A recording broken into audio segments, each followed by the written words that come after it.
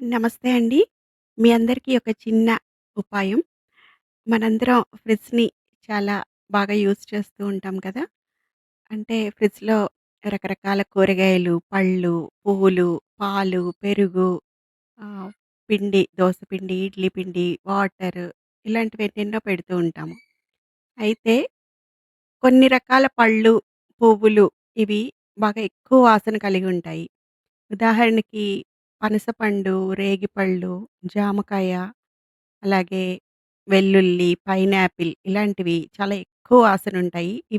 వీటి వాసన ఫ్రిడ్జ్‌లో పెట్టినప్పుడు వీటి వాసన పాలకు కానీ, పెరుగుకి కానీ వస్తే అస్సలు బాగోదు.